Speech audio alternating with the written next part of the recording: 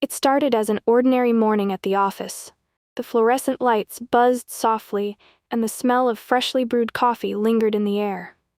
Maria, a diligent and soft-spoken employee, walked into the conference room, clutching her notebook tightly against her chest.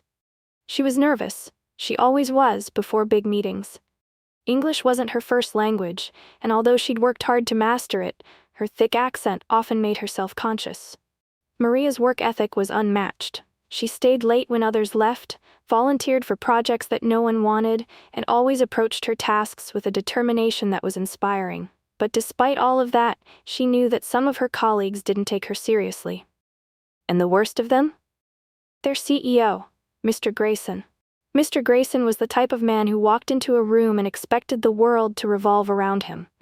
He was sharp, yes, but he was also arrogant and dismissive, especially toward those he deemed beneath him. Maria had been on the receiving end of his disdain more than once, but she kept her head down and stayed professional. That day in the conference room, Maria was presenting a proposal she had spent weeks perfecting. It was her chance to showcase her ideas, the culmination of countless late nights and early mornings. She had rehearsed every word in front of her bathroom mirror, striving to convey confidence despite the lingering self-doubt that always whispered in the back of her mind. As she stood at the head of the long table, her palms were damp, and she clutched the edges of her notebook tightly, willing herself to stay composed. Her voice was steady, but laced with nerves as she began.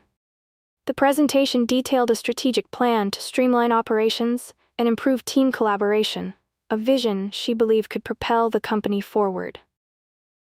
She explained her ideas with a passion that came naturally when she spoke about her work.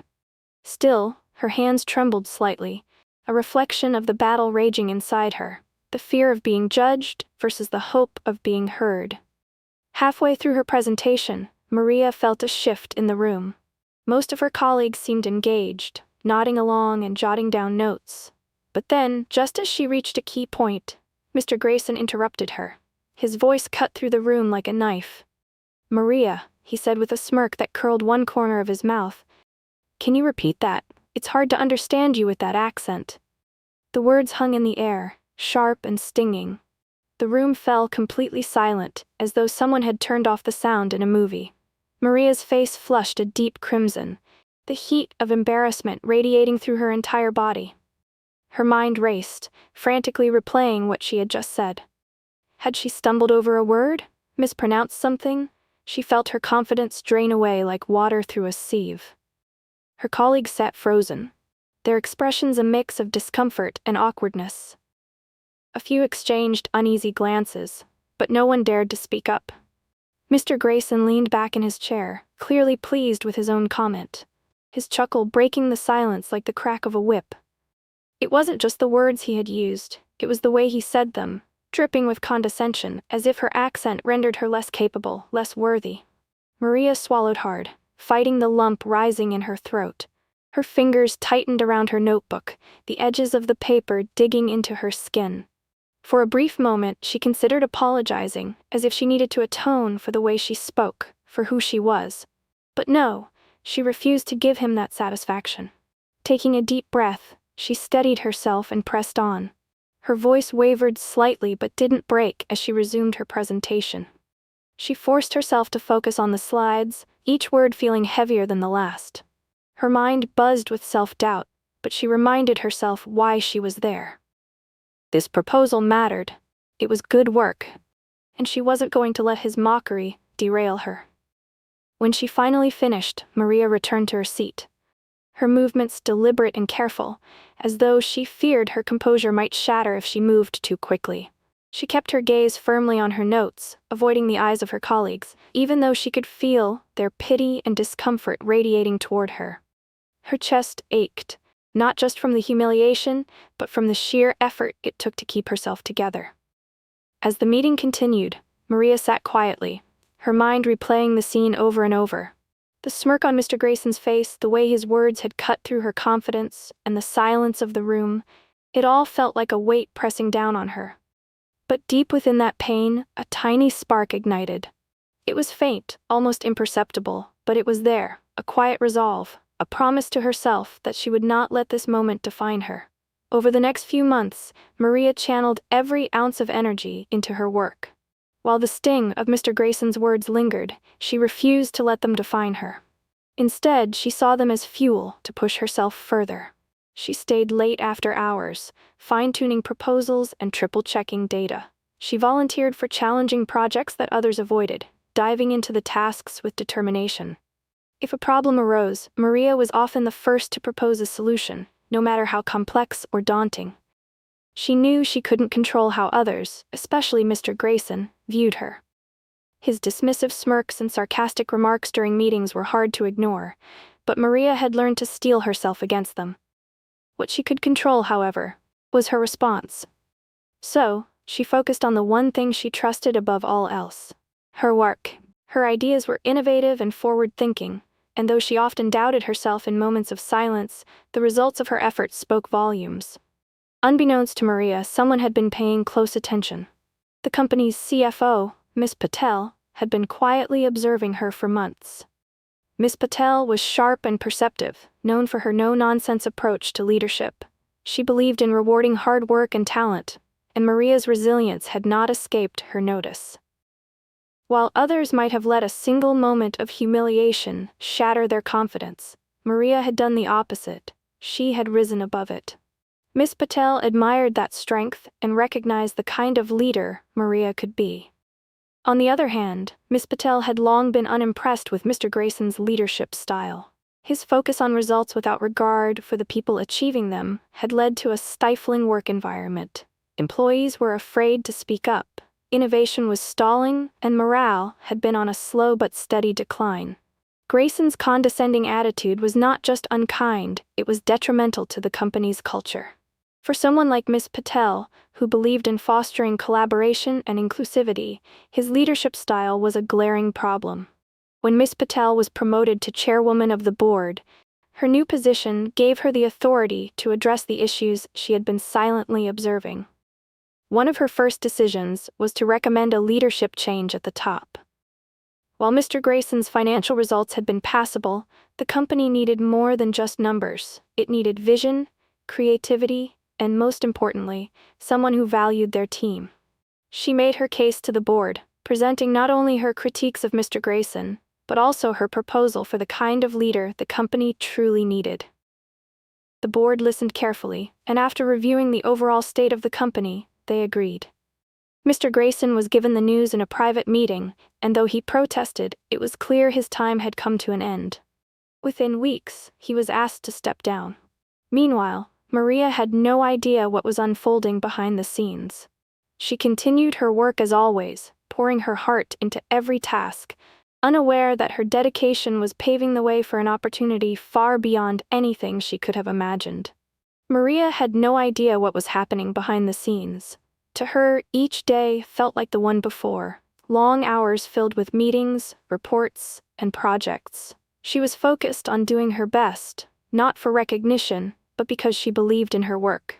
If someone had told her she was being noticed, she might have laughed it off. After all, she still carried the sting of Mr. Grayson's mockery, a reminder of how invisible she often felt in the corporate world. So, when Miss Patel's assistant approached her desk one afternoon with a message, Maria was taken aback. "Miss Patel would like to see you in her office," the assistant said with a polite smile. Maria's heart skipped a beat. Being summoned to Miss Patel's office was a rare occurrence, usually reserved for significant matters.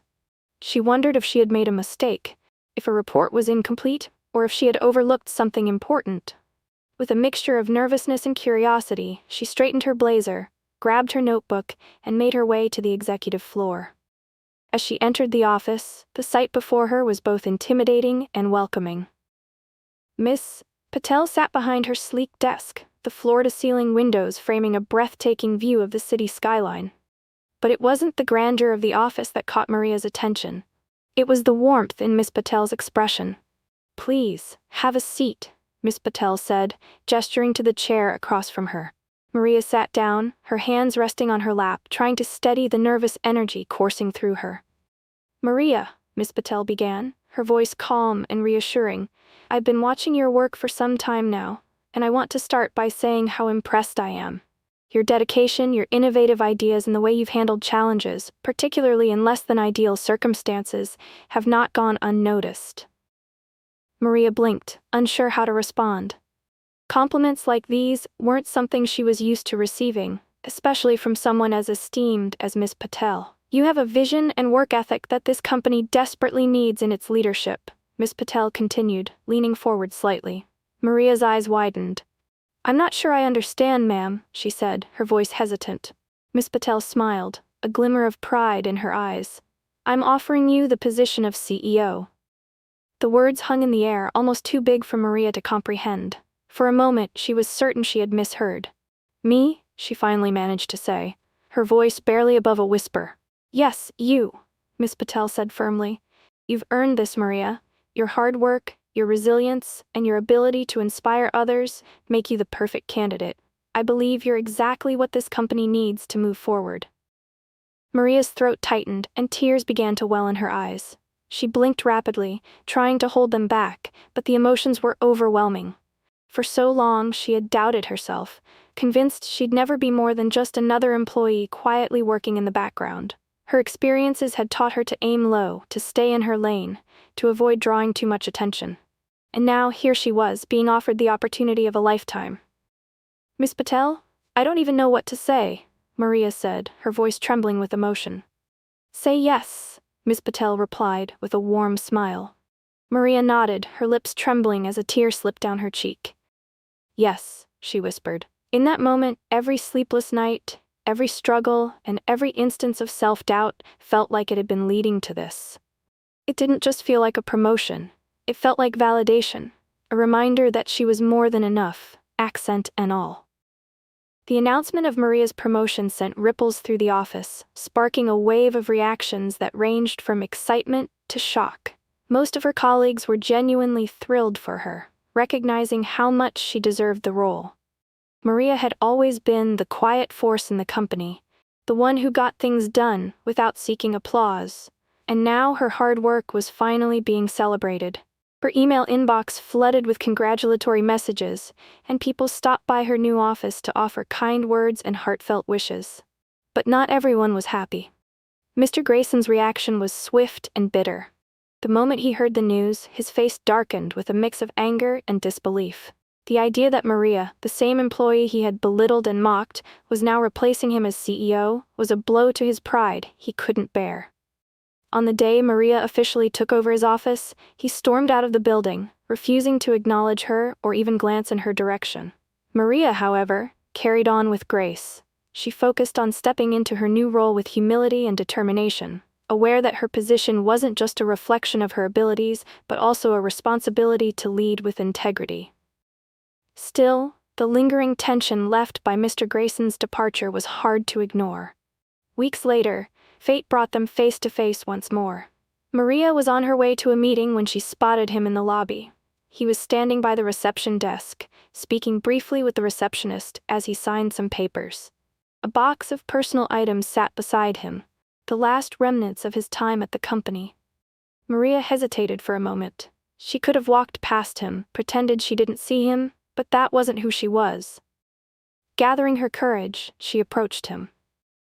As she drew closer, Mr. Grayson noticed her. His posture stiffened, and for the first time, Maria saw something unfamiliar in his demeanor. He wasn't the smug, overconfident man she remembered. His shoulders sagged slightly, and his expression held a flicker of something she couldn't immediately place. Regret, perhaps, or even shame. "Maria?" he said, his voice softer than she had ever heard it. It lacked the cutting edge that usually accompanied his words, replaced instead with hesitation. I just wanted to say, He trailed off, struggling to find the right words. Maria stood there, waiting patiently. She didn't need him to finish. She could see the conflict in his eyes, the weight of unspoken words pressing down on him. She offered him a gentle smile, one that carried no malice or bitterness, only understanding. "Good luck, Mr. Grayson," she said softly, her tone kind but resolute. For a moment, he looked as if he wanted to say more, but instead, he simply nodded. Without another word, he picked up his box and walked toward the exit. Maria watched him leave, feeling an unexpected sense of closure wash over her. She had spent so much time replaying his words, letting them fuel her doubts and insecurities. But now, as she stood there in the lobby, she realized she no longer needed his apology. She had risen above his mockery and proven her worth, not just to him, but to herself. As she walked back toward the elevator, Maria's thoughts turned to her journey. She thought of all the times she had doubted her abilities, all the moments when her accent had made her self-conscious. And yet, here she was, leading the very company where she had once felt so small. Her accent, the thing he had mocked, wasn't a weakness. It was a part of her story, a testament to her resilience and the hurdles she had overcome. She stepped into the elevator, her reflection staring back at her in the mirrored walls. For the first time, she felt no hesitation, no need to hide any part of herself. She smiled, a quiet but powerful reminder of how far she had come. Maria wouldn't change a single thing, not her journey, not her struggles, and certainly not her accent. They had all shaped her into the leader she was today. And as she pressed the button for the top floor, she carried with her the knowledge that she was exactly where she was meant to be. Thank you so much for watching. If you enjoyed this video and found it meaningful, please don't forget to give it a thumbs up. It really helps the channel grow. We'd love to hear your thoughts, so make sure to leave a comment below and let us know what resonated with you. Or share your own experiences. And if you haven't already, make sure to subscribe and turn on the notification bell so you never miss out on new content. Finally, if you think this story could inspire someone else, please share it with your friends, family, or on social media. Your support means the world to us, and it helps us create even more stories that matter. Thanks for being a part of our community.